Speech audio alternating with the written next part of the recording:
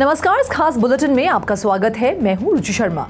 Bitcoin के अब तक के उच्चतम स्तर पर पहुंचने के बाद वर्चुअल डिजिटल एसेट की कीमत में गिरावट देखी गई, क्योंकि अगले हफ्ते फेडरल रिजर्व की बैठक से पहले उम्मीद से ज्यादा US inflation readings risky asset को किनारे पर रखती हैं। स्ट्रॉन्गर कंज्यूमर और प्रोड्यूसर प्राइस इंडेक्स प्रिंट से पता चलता है कि फेड को इन्फ्लेशन को कम करने के लिए रेट्स को लंबे समय तक ऊंचा रखने की आवश्यकता होगी।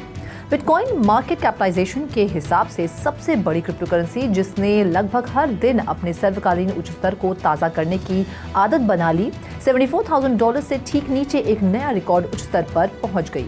एक समय ये 6% से अधिक गिरकर $69,000 से नीचे आ गई।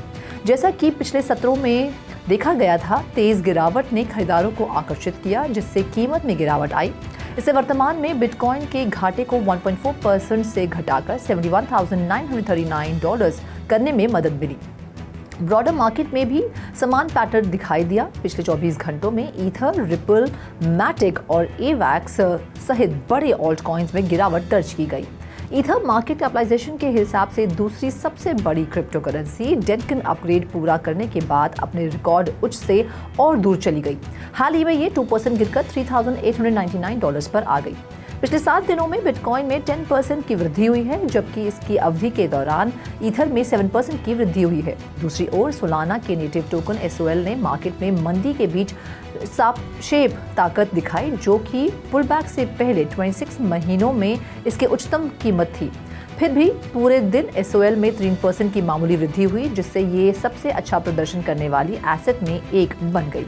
पिछले 24 घंटों में ग्लोबल क्रिप्टो मार्केट कैप 2% घटकर $2.71 ट्रिलियन हो गई। दूसरी ओर कुल क्रिप्टो मार्केट का वॉल्यूम 23% बढ़कर $165 बिलियन हो गया। DeFi में कुल वॉल्यूम वर्तमान में $14.6 बिलियन है। सभी स्टेबल कॉइन्स $148.4 बिलियन है, जो कुल क्रिप्टो मार्केट के 24 आवर वॉल्यूम का क्रमश 8.9% और 90% का प्रतिनिधित्व करता है। बिटकॉइन का प्रभुत्व वर्तमान में 51.7% है, जो दिन के दौरान 0.2% कम है। टॉप 15 टोकन का बैरोमीटर IC15 इंडेक्स 1.3% कम होकर 93,092 पर आ गया। इस बीच कई विश्लेषकों ने बिटकॉइन पर चिंता जतानी शुरू कर दी है। उनका मानना है कि BTC कार्ड पर संभवित 20% सुधार के साथ समेकन की अवधि में प्रवेश कर सकता है, क्योंकि पिछले 2 हफ्तों में नई रिकॉर्ड ऊंचाई तक पहुंचने वाली गति कम होने लगी है। JMP सिक्योरिटीज के अनुसार spot bitcoin exchange traded fund में अगले 3 वर्षों में $220 बिलियन का इनफ्लो हो सकता है। नए कैपिटल पर मल्टीप्लायर लागू करने पर BTC की कीमत संभवित रूप से चौगुनी होकर $280,000 हो सकती है। अगर इनफ्लो अनुमान सही है तो क्रिप्टो एक्सचेंज कॉइनबेस अच्छी स्थिति में रहेगा। JMP ने कॉइनबेस पर अपना मूल्य लक्ष्य $220 से बढ़ाकर $300 कर दिया है, जो वॉल स्ट्रीट विश्लेषकों के बीच सबसे अधिक है, जबकि इसकी मार्केट आउटपरफॉर्म रेटिंग बरकरार है। जबकि लॉन्च के 2 महीने बाद ही स्पॉट बिटकॉइन ETF का इनफ्लो $10 बिलियन तक पहुंच गया है। JMP ने कहा कि अब तक अनुभव की कई एक्टिविटी और फ्लोज अभी भी टिप ऑफ द आइसबर्ग हैं।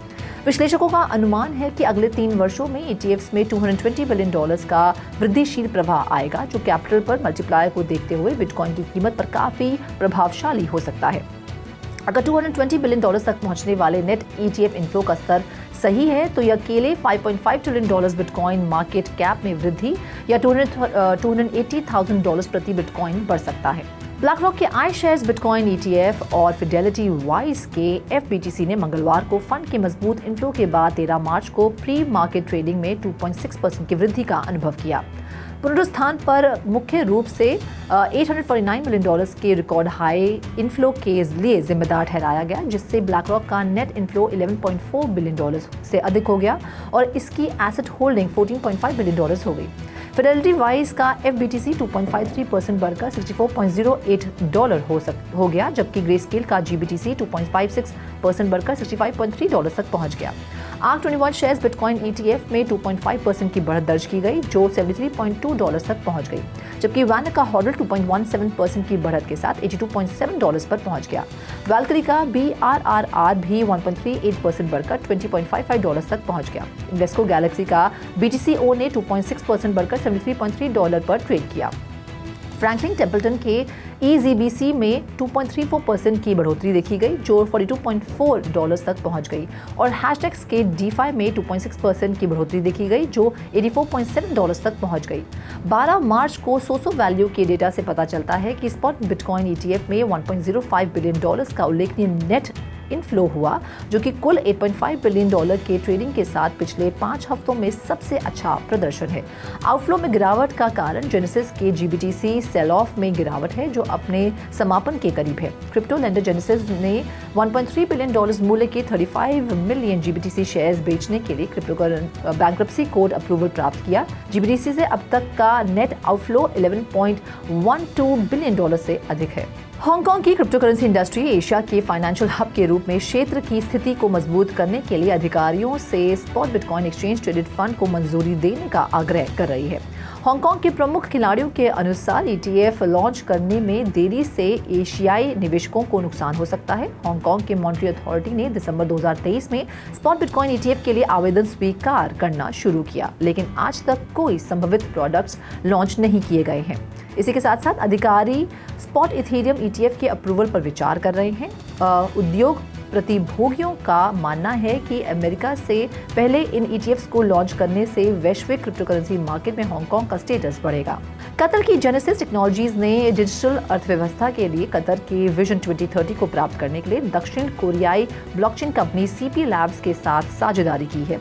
साझेदारी का उद्देश्य साइबर सुरक्षा और साइबर खतरों के खिलाफ लचीलेपन के लिए मजबूत ब्लॉकचेन समाधान प्रदान करना है। इसी के साथ देश की पहली blockchain technology company CP labs 2013 से ब्लॉकचेन के कमर्शलाइजिंग में सबसे आगे रही है। दुनिया भर में 327 ब्लॉकचेन संबंधित पेटेंट्स के साथ वे एक पूर्ण IT समाधान प्रदाता हैं और सरकार और संस्थागत ब्लॉकचेन अपनाने के लिए समाधान के इसके एक सफल प्रदाता के रूप में विकसित हो रहे हैं। जेनेसिस टेक्नोलॉजीज के CEO मेजन अल-मसरी के सहयोग के बारे में उत्साह व्यक्त किया और स्थानीय नियमों का सम्मान करने वाले और स्थानीय संदर्भ को प्रभावी ढंग से पूरा करने वाले सर्वोत्तम समाधान तैयार करने के लिए उत्साह व्यक्त किया।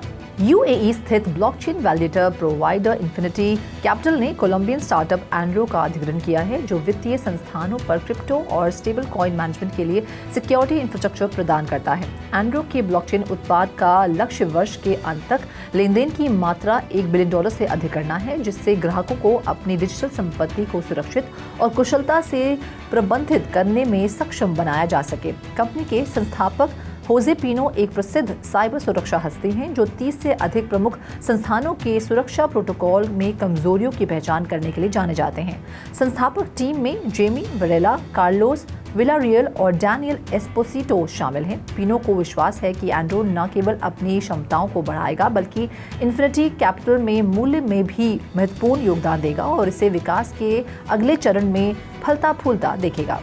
फरवरी 2024 में संयुक्त अरब एमिरेट्स स्थित crypto broker CoinMENA crypto trading volume में अब तक के उच्चतम स्तर पर पहुंच गया, जो जनवरी में 80% से अधिक था। इस मात्रा का अधिकांश हिस्सा इंस्टीट्यूशंस, फैमिली ऑफिसेज और हाई नेटवर्थ इंडिविजुअल से आया है। रिटेल कारोबार भी बढ़ रहा है, लेकिन 2021 के स्तर के करीब नहीं। ये बिटकॉइन में अब तक का सबसे बड़ा वर्ष हो सकता है, क्योंकि ये वित्त इतिहास में अभूतपूर्व है। 64% इंस्टीट्यूशंस अगले 3 वर्षों में अपने डिजिटल एसेट एलोकेशंस को बढ़ाने की योजना बना रहे हैं। ETF 11,000 BTC से अधिक खरीद रहे हैं, जबकि डेली बिटकॉइन इशुएंस 900 BTC है। बिटकॉइन की बढ़ती कीमतों ने दक्षिण कोरिया में क्रिप्टो ट्रेडिंग फ्रेंजी को रिवाइव कर दिया है। इंडियन रेलवे केटरिंग और टूरिज्म कॉरपोरेशन ने दिल्ली और लखनऊ के बीच 2 तेजस ट्रेन के लिए NFT टिकट पेश की है। 20 मार्च से 82501 और 82502 नंबर की ट्रेन के लिए टिकट खरीदने वाले यात्रियों को जीवंत पृष्ठभूमि के खिलाफ ऐतिहासिक स्थलों के रेखा चित्रों वाली डिजिटल कलेक्टिबल्स प्राप्त होंगी। ये NFT यात्रियों के लिए यात्रा अनुभवों को बढ़ाने के लिए IRCTC की प्रतिबद्धता का प्रतिनिधित्व करते हैं, जिससे उन्हें अपनी तस्वीरों के साथ अपनी यात्रा की यादों को निजीकृत करने और सिलेक्टेड ब्रांड से निवेश ऑफर का लाभ उठाने की अनुमति मिलती है। ये स्पष्ट नहीं है कि क्या इन डिजिटल कलेक्टिबल्स को टिकट की कीमतों में शामिल किया जाएगा या अतिरिक्त शुल्क की आवश्यकता होगी। IRCTC ब्लॉकचेन तकनीक की क्षमता तलाश रहा है, जैसा कि NFT को डिजिटल मेमोरेबिलिया के रूप में जारी करने और NFT के रूप में अयोध्या के टिकट्स की पेशकश करने के उनके रीसेंट वेंचर से पता चलता है। 8,888 हाई एंड रेसिंग कार्स वाले Ethereum NFT collection reactor Motors को एब्स्ट्रैक्ट एंटरटेनमेंट के सह संस्थापक माइक बंडली द्वारा एक फिल्म में बदला जा रहा है। फिल्म का निर्देशन पियर मुरेल द्वारा किया जाएगा, जिन्होंने टेकन और ट्रांसपोर्टर 2 का भी निर्देशन किया था।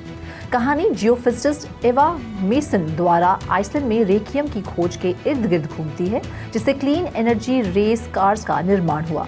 एनर्जी कॉन्ग्लोमरेट रेकियम पर अपना कब्जा जमाने के लिए डिटर्मिन्ड है। फिल्म की घोषणा स्टैनली के 100वें जन्मदिन की पार्टी में की गई थी और इसी के साथ इसका निर्देशन लुइस लेटेरियर द्वारा किया जाएगा, जिन्होंने मार्वल स्टूडियोज की 2008 की the incredible Hulk, now you see me और फास्ट एक्स का निर्देशन किया है। उच्च बजट वाली इंडिपेंडेंट फिल्म से स्टूडियो को आकर्षित करने और NFT मार्केट को पुनर्जीवित करने, स्क्रीन पर नई इंटेलेक्चुअल प्रॉपर्टीज लाने की उम्मीद है।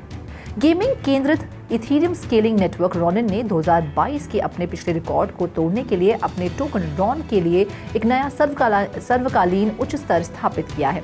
रॉन टोकन सोमवार को $4.45 तक बढ़ गया, लेकिन तब से थोड़ा ठंडा होकर $4.31 पर आ गया, जिससे इसका 7 दिन का लाभ 53% हो गया।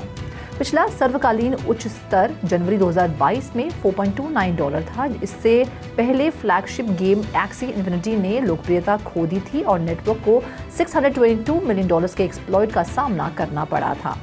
रॉनिन की कीमत पिछले 3 महीनों में दुगनी से अधिक हो गई है, आंशिक रूप से पिक्सेल के उदय के कारण। NFT और पिक्सेल टोकन के आसपास बनाया गया एक सोशल फार्मिंग गेम नेटवर्क अधिक डेवलपर्स और गेम को भी अपने साथ जोड़ रहा है, जिसमें काइड्रो के पास एक फ्री NFT मिंट है। इस खास बुलेटिन में फिलहाल इतना ही। आप देखते रहिए 3.0 TV और ज़्यादा जानकारी और स्टोरीज के लिए लॉग ऑन करें हमारी वेबसाइट www.3hotv.io पर या फिर QR कोड को स्कैन करें।